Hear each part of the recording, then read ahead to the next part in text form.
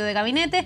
La modificación solo fue en 3 carteras: Energía, Justicia y Bienes Nacionales. Javier Campos, Andrés Rebolledo, Nidia Palma juraron como los nuevos ministros del gobierno. Para analizar el escenario de la nueva mayoría, también del gobierno con este cambio, queremos conversar con el diputado Pepe Out, que ya nos acompaña esta mañana. Diputado, bienvenido, muchísimas gracias por estar con nosotros. Días.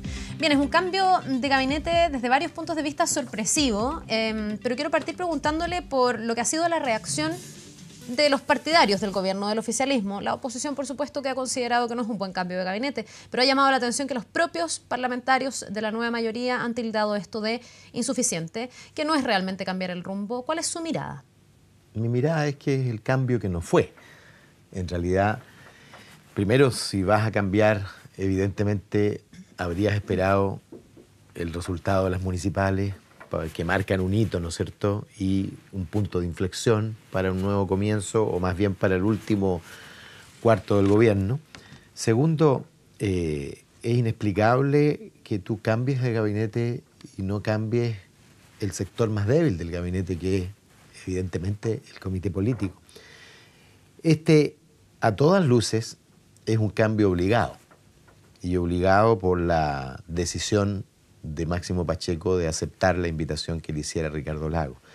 Porque Ricardo Lagos sí necesitaba un cambio lo más pronto posible, digamos, no un cambio, la incorporación de Máximo Pacheco lo más pronto posible, porque en los próximos 45 días finalmente se juega su continuidad como posible abanderado de la nueva mayoría. Igual llama la atención que no se haya esperado 5 días más. O sea, las elecciones están a la vuelta de la esquina. ¿Por qué Máximo Pacheco, si es que esto es lo que ocurrió, precipita este cambio de gabinete justo antes de las elecciones? ¿Y por qué, si esto se da y la presidenta decide hacer este cambio, no hace un ajuste mayor en el sentido que todo el mundo le viene señalando, que es finalmente tocar al comité político y cambiar la conducción? ¿Por qué se precipita todo de esta manera? Bueno, se precipita, yo tengo la impresión de que ya llevaba semanas solicitándolo Máximo Pacheco.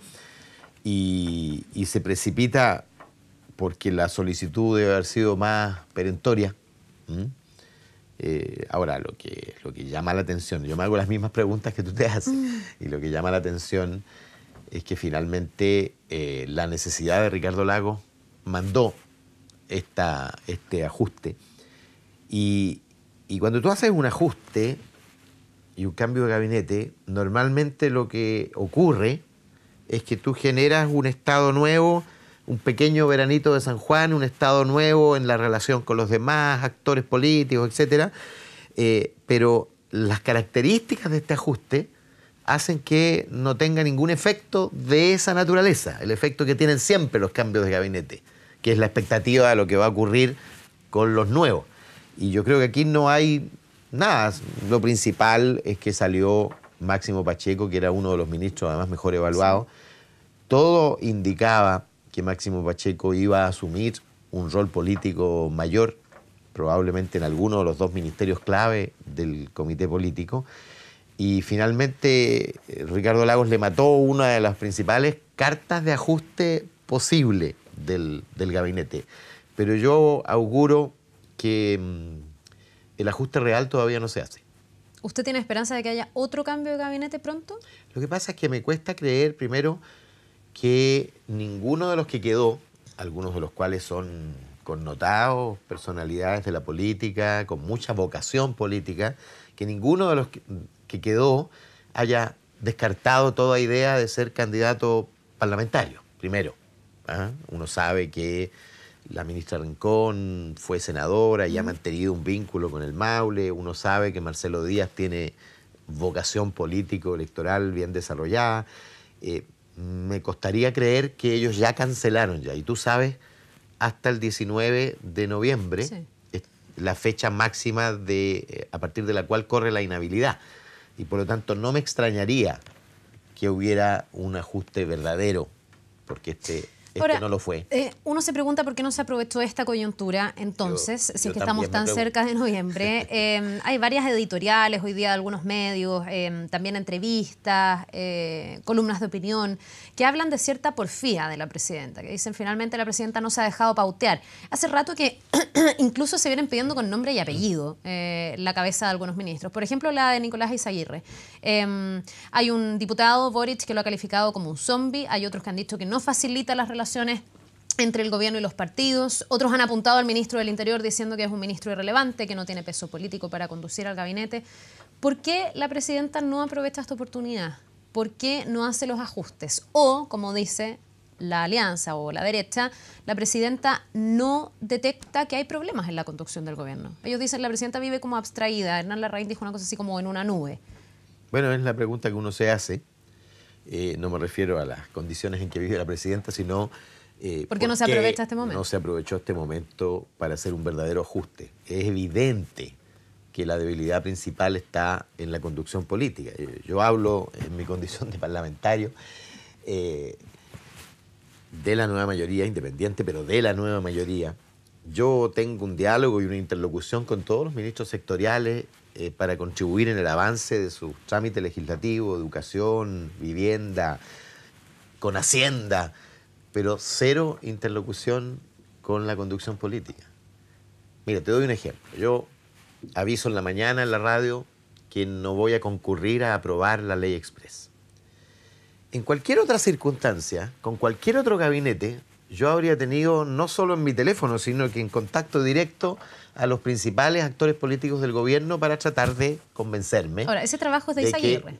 Es un trabajo de Izaguirre y reforzado por el ministro del Interior, que cuando va al Parlamento, francamente, no va a dialogar y a tratar de convencer,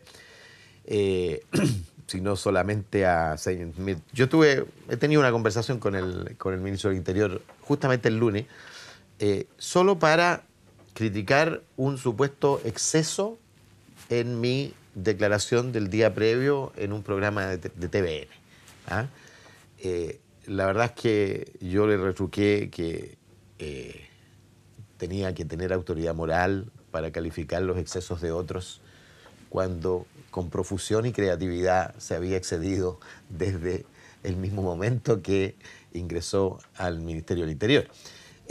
Yo creo que Mario Fernández no ha terminado de asumir que es el conductor del gobierno. Y la relación con el Parlamento que lleva el ministro Izaguirre es una no relación.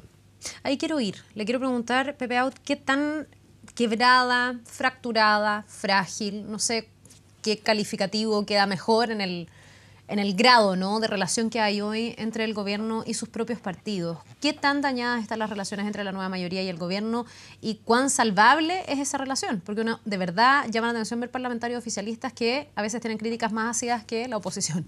Yo no puedo hablar por los partidos porque no sé cuál es el grado de vínculo cotidiano entre las directivas de los partidos y el gobierno. Al parecer tienen el mismo problema que tenemos los parlamentarios. Nosotros tenemos un problema básico, más que de fricción, más que de tensión, tenemos un problema de ausencia de vínculo. Lo que uno nota en el comité político es básicamente ausencia y de pronto descompromiso con la tarea.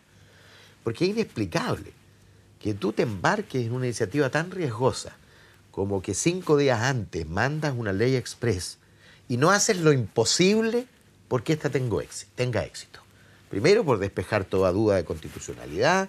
Segundo, por conseguir que tu bloque se ponga detrás con todo. Tercero, ceder a la demanda de la oposición, porque esa ley express 5 días antes de la elección necesitaba de todos los parlamentarios, evidentemente, porque si no quedaba expuesta a los riesgos que generaba.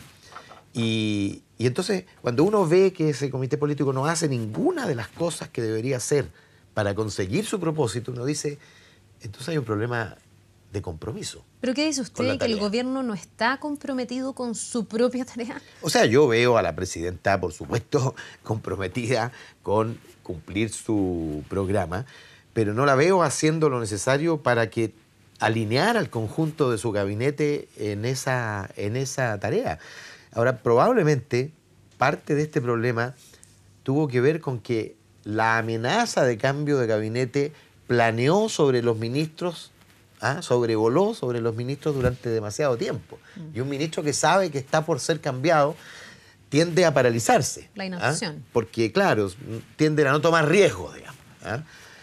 Ahora, ese predicamento se fue a las pailas con la decisión que tomaron el fin de semana de manera completamente improvisada de mandar una ley el lunes y de terminar retirándola el miércoles. En ese escenario, y pensando en lo que ha sido la irrupción de Ricardo Lagos, ya cuando Ricardo Lagos dice que va a iniciar una campaña, se dijo que se había presidencializado la carrera electoral, la discusión, que estábamos todos pensando en las próximas presidenciales, que se adelantaba esa carrera, y muchos empezaron a hablar del famoso pato cojo. Y otros ya ven que después de lo de ayer, con uno de los mejores ministros evaluados que sale para ir a la campaña y a la aventura con Ricardo Lagos, y que finalmente logra Ricardo Lagos llevárselo del gabinete, ya esto finalmente se instala y se desata. ¿Cuál es su mirada? ¿Hay más gente dentro de la nueva mayoría pensando hoy en un futuro gobierno que en el gobierno actual? ¿Tiene esa sensación de que finalmente la carrera se adelantó demasiado al nivel de que lo que pasa en este gobierno ya no es tanta prioridad? Lo que pasa es que nosotros tenemos, nosotros todos, tú, yo, todos, tenemos memoria corta. Porque si yo me remito a lo que pasó en septiembre del 2012, en septiembre del 2008 y en septiembre del 2004. Mira, remontémonos al 2004. Ricardo Lagos era presidente y en septiembre decidió pedirle la renuncia a Soledad Alvear y a Michelle Bachelet, que eran justamente aquellas, ellas no querían, querían, como Piñera, esperar hasta marzo. Y sin embargo, tuvieron que salir al ruedo, participaron en la campaña municipal. Las campañas municipales anteriores habían sido muchísimo más presidencializadas que esta. En esta apenas aparecen algunos candidatos presidenciales en pancartas.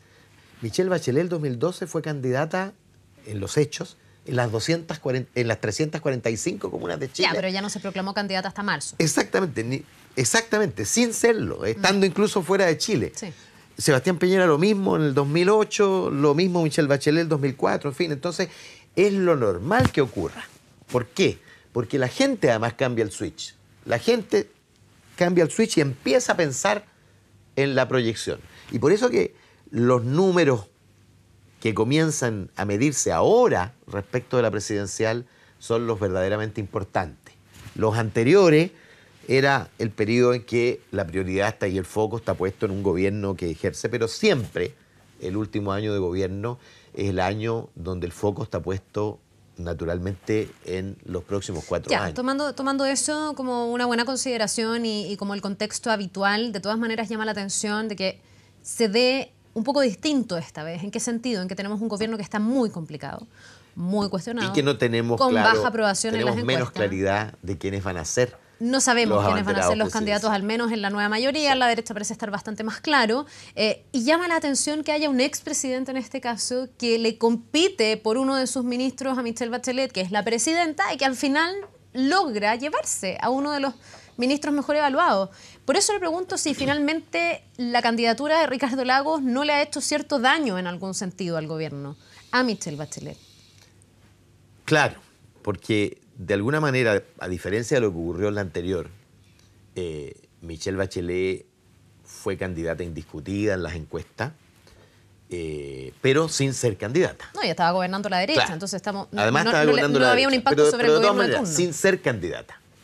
Y luego, en este caso, tenemos un expresidente cuya voluntad de ser candidato y de ser abanderado presidencial no tiene todavía, y quizás no lo tenga, correlato con el respaldo ciudadano para esa pretensión. En consecuencia, él decidió hacerlo, tiene que bregar por una candidatura.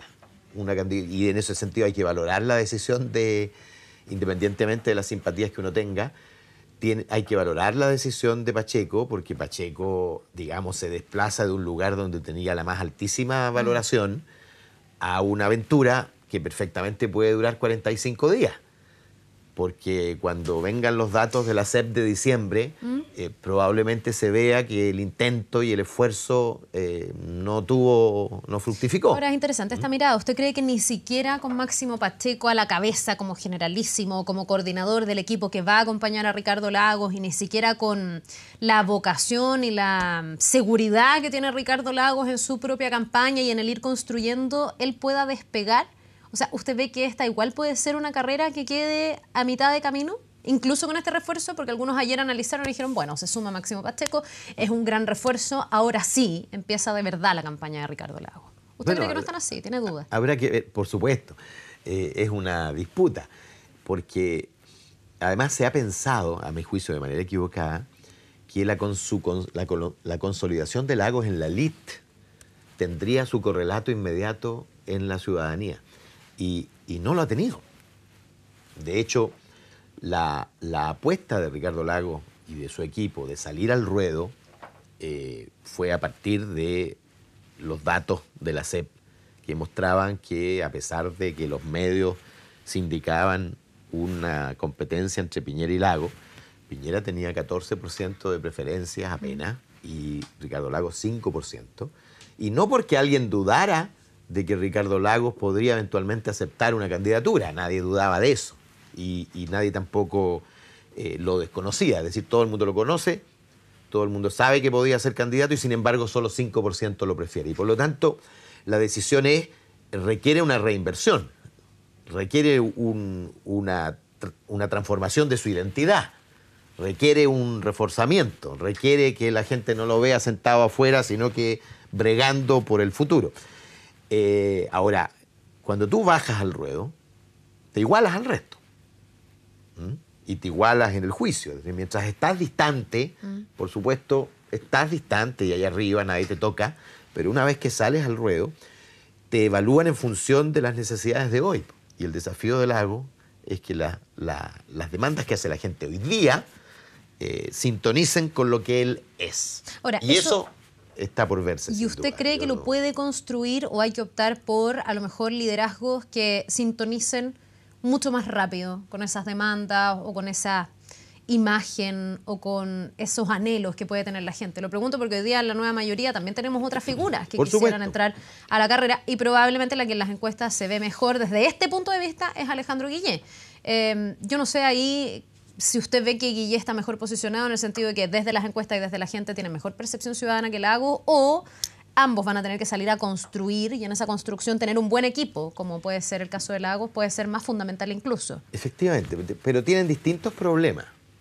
Es decir, probablemente Máximo Pacheco le serviría mucho más a Guillé que lo que le va a servir a Lagos, porque el déficit o el desafío, digamos lo mejor, de Guillé es que él tiene la fortaleza en su credibilidad y confianza, en la evaluación ciudadana, que es altamente positiva, en que la gente lo juzga como un tipo de sentido común y con gran credibilidad y confianza. Pero le falta, por supuesto, despejar la duda de si es capaz de gobernar el país. Respecto de Ricardo Lagos no hay duda, porque además ya lo hizo, que es capaz de gobernar el país. La pregunta que él tiene que resolver es si es capaz de sintonizar o no con los anhelos, con el sentido común de hoy.